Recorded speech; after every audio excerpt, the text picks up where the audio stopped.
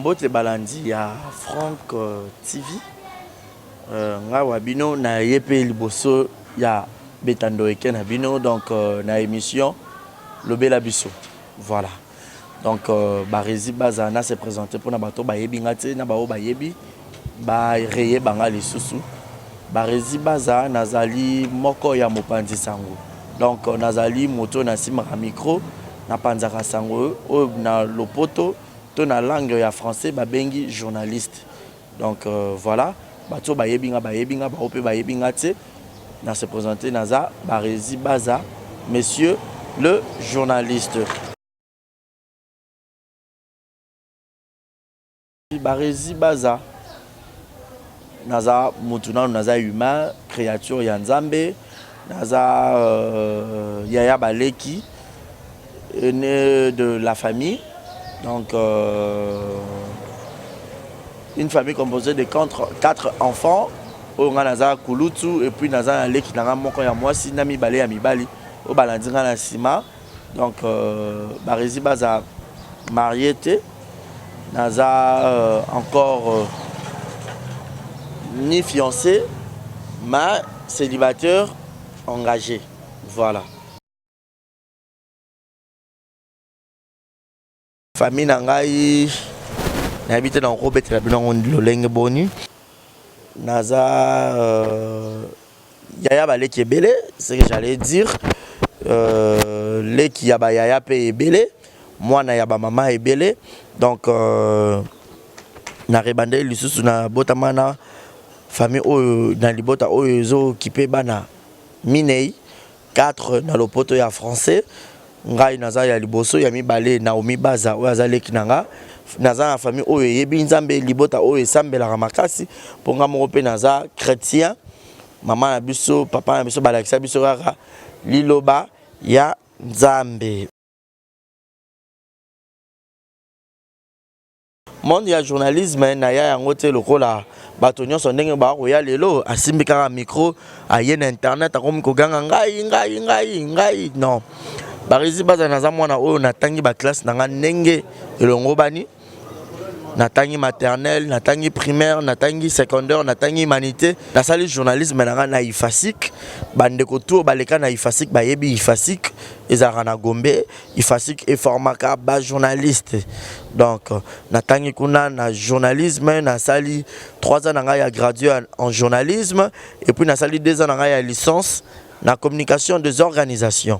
Donc en même temps naza communicateur na yebi ko communiquer naza pe en même temps mon panzi sango na yebi vraiment musala na ngai malonga na déontologie journalistique na kota yango bongo on a 6 classes mais ngas ko nazaki na chance mo na bana ko tanga en même temps nazo sala pe déjà na internet on ngolo ba déjà na bana ba stage na professionnel na ko tanga na ko sala yango lelo salanga rapidement na yeba facilement na yeko si ça peut ba classe nanga et puis na fani na s'imposer pour ko tanga ozo sala ezaki un peu difficile na moment où peut-être faut que ça l'intérêt faut que ça TP sur ça une reportage moi okende ezate mais na silisi penda classe de comment que na comme penda ko booster na comme ko booster vraiment musala nangai.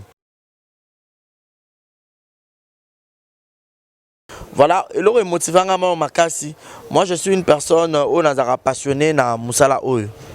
J'adore le micro, j'adore ce que je fais et puis dans na domaine nyonso ya vie. Et là nyonso la ngara osala na ngara y accroché. Nazara quelqu'un, nazara une personne déterminant en fait. Nazara très positif na maramutu na ngara osala. Na bana ko linga micro, na bana ko linga mondo ya Rosala célèbre, ya Rosala connu. Na beta pe moi tour ya ko sala pe monde ya cinématographique na joie pe na théâtre et pas ya Fanny Massoud na pesi pe mbote place azali et puis on a eu ko banda siko na bi monde on a tika na makambo théâtre na tanga siko ke là pour passion na ngaki micro. J'aime bien servir les gens, j'aime bien communiquer, j'aime bien poser les gens des questions. Nazaki ko tuna tuna ba question belé ba banda ko yebisa yo faut ala avocat to ozala journaliste. Mais ezaki na ambition na nga na bana kokola na bana ko lobanga fona za médecin na bana ko linga koko na biso makasi pe a son âme Marie-Louise Lubalala koko mama Et on a bandé kokola na baki nga na osala hôpital nde to mona ba mama ye mona biso. Na osala pe mama ye mo na osala la ye hôpital na ochango koko mama. Mais dommage, moi na kokola ba ambition pe échangeaka nande pe na yo aussi ça journalisme na lelo na ko mosala. Donc déjà eloko bandé ko motiver ngazaki déjà ko linga mosala yango makasi. Après na silisi yango et motivanga lisusu plus davantage yango lelo yo naza oyo nazali donc na on peut sera le meilleur nangai. Voilà, relation nangana Karine Mokonzi dont je salue. Karine Mokonzi c'est une sœur et moi je suis son frère. En relation à biso ezaya bandeko nanu étant ba congolais étant ya ba frère on a sœur nanu. Et puis Karine Mokonzi a zappé mon panzi sangolo ngai donc étant confrère on a consœur na ye donc en relation à biso eza bongo na mukuso so na ngina loba ton a expliqué. Ben oui, ezala mabe pour nanine. Il faut qu'elles aient bien. Il faut qu'elles aient bien pour bazana nous. Batu yamboka moko. Makila o ezo coulé dans nzoto ya Karine. Yango na peso coulé dans nzoto ya mopa o Mokonzi. Et surtout que baza bandoi. Mopa o Mokonzi, Karine Mokonzi. Et alors, na remona te rencontre na bango et rozala mabe pour na nini. Et ça bien parce que Koffi Olomide déjà au départ Aza Moutoumoko Alinga a besté. Koffi Olomide a toujours en actualité, a toujours dans level. Et puis Karine Mokonzi c'est de même. Donc on a montré qu'il y a deux personnes qui sont dans le même état d'esprit. Bah et puis surtout s'accrocher, tout ça les lots moko et puis ça me pifo, bah tout bah raison pour laquelle ton moni et logo et puis si bah tout bah ça li mama kelele bah mission kili mais Nzambo yo azara juste fidèle kalate bo mon avait pena fali pour pas handicap la merveille bon mon avait pena Igor le roi de la forêt ou ranson donc cela veut dire que mutu nyonso ba ngai balate peut-être image moko boye parce que Bible lobby mutu oyo ayebi ko limbisa te a omona nzambe te parce que nzambe ba masumo biso to sala nzamba lola mais a limbisa biso enyi ko loba que biso pe photo limbisa ba na notre père qui est aussi. Pardonne-nous nos offenses comme nous pardonnerons aussi à ceux qui nous ont offensés. Donc, pourquoi ne pas bateau pe ba offense arabiso to limbisa bango. Donc beau c'est honnête, beau mona Jesus handicap la merveille. Voilà, c'est une bonne chose. Moi, déjà, j'encourage Innocent Baloumé. Donc, musique n'a pas photo de relève. Aujourd'hui, Tozan a ba icône le sous-souté. Et belé pena ba kei to tika lelo na ba Koffi Olomide to tika na ba Weranson ba jibem piana mais bazo kende to ko mana époque ba fali pour ba faire rigolo la vérité watana be ba Fabrigas maestro ba déplique ba to belé donc et comment est-ce qu'on attend moro boye oui comment que to mo calculer ba fali pour ba faire rigolo to mo ben ba légende ya musique parce que ba nani o ba remplacer ba on peut to kita to mo ba déplique ba Robinho ba Fabrigas ba Chouchou Miyake. Et comment est-ce qu'on attend un peu de comme placer ba Gez Mawete, ba Inos Bi, to comme placer bango ba Anita Moarabu, to comme cha ba Rebo, to comme cha mo ba te belé. Donc raison pour laquelle on a jeunesse ou ya musique zoya ba continuer toujours ko exceller, ba continuer toujours ko avancer et ko sala soukana plaisir et surtout que Inos Bi aza kuna pour un concert na Wizkid au hasard musicien nigérien. Donc et puis bazo préparé featuring kosala bango bien donc j'avais déjà vu la présence de Jazz Kavulu et puis Karine Mokonzi bazaki wana sur terrain pour na kozwa toujours ba élément toujours ba image et pour moi je dis coup de chapeau à toi l'artiste Inos Bi azana sona yo et cartonaki makasi yope ba pesa yo yope ba boaka yo yope ba salela yo yope alors et pesi penda longonia makasi c'est toujours le Congo et c'est toujours l'Afrique qui gagne. De ce moi si il y a Matou Samuel, moi je vais présenter ma condoléance à l'artiste Matou Samuel, artiste musicien gospel.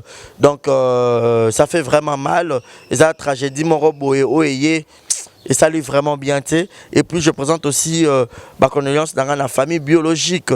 Il y a maman, il y a deux feintes, moi si il y a artiste na biso Matou Samuel o epesi penza pasi o epesi bien te na miso ya batu po liwa batu basepelanga nango te mais nzambe oyo moko apesaka yende mozu yende ko yende lingala peleka moi pasi nzambe yo moko mopesi ya nzambe yo moko mozui donc yende muta apesa biso mama et puis ye monde muta récupérer biso mama donc to pesa ka le kumu po nzamba le bible lobi dans toutes circonstances to kumisara kombo ya nzambe. Un mot pour l'émission, l'émission c'est génial et d'ailleurs moi j'ai aimé la conception de cette émission face à la caméra, donc tout solo là et ça a vraiment une très belle conception.